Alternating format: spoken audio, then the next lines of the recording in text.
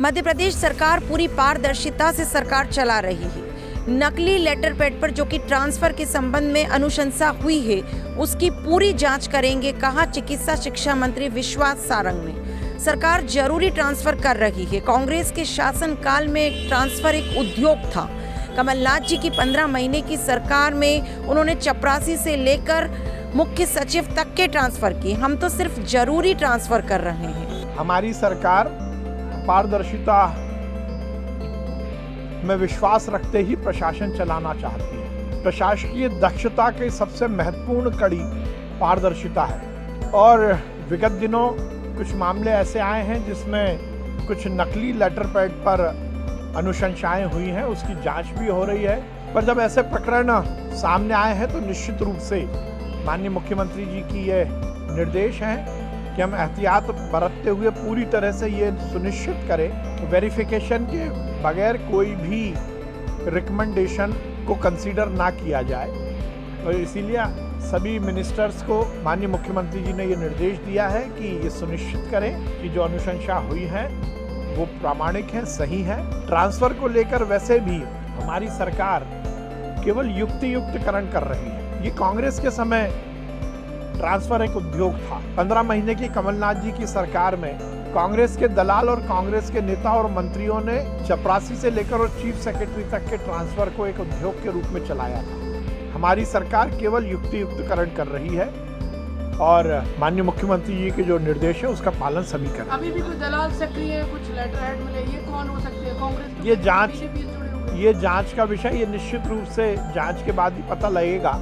पर मुख्य मुद्दा यह है, इसमें जो सबसे महत्वपूर्ण पहलू है कि एक भी ट्रांसफर उनके कहने पर हुआ नहीं है। ये हमारी सरकार की दक्षता का ही मिसाल है कि हमने ट्रांसफर करने के पहले ऐसे लोगों को, ऐसे लेटर पैड्स को और ऐसी रिकमेंडेशंस को आइडेंटिफाई किया है। कांग्रेस तो किसी तरह से भी बोलने की स्थिति में नहीं है, क्योंकि ट्रांसफर लिस्ट आने के पहले हमने ऐसे लेटर्स को और ऐसी रिकमेंडेशन को पकड़ा। ये हमारी सरकार की दक्षता का ही प्रमाण है। मुख्यमंत्री ने सभी विधायकों को और मंत्रियों को निर्देश दिए कि कोई भी ट्रांसफर बिना कंफर्मेशन के ना किए जाए। मध्य प्रदेश सरकार 5 अगस्त को अन्न महोत्सव मना रही है। इस अन्न महोत्सव के जरिए हम ये सुनिश्चित करेंगे कि किसी भी गरीब की थाली खाली ना रहे। प्रधानमंत्री जी ने एक बड़ा फैसला लिया है।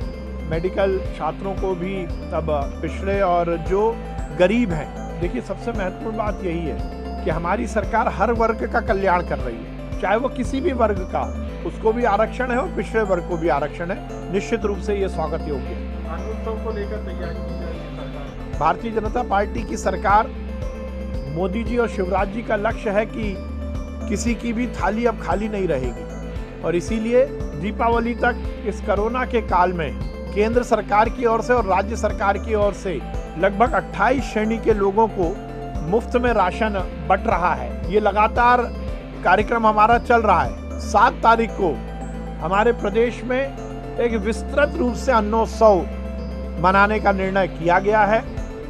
पूरे प्रदेश की हर राशन की दुकान में उत्सव के रूप में ये कार्यक्रम होगा। माननीय प्रधानमंत्री जी स्वयं इस कार्यक्रम में जुड़ने वाले हैं। माननीय मुख्यमंत्री जी रहेंगे। पूरे प्रदेश के हर दुकान पर एक साथ ये कार्यक्रम होगा।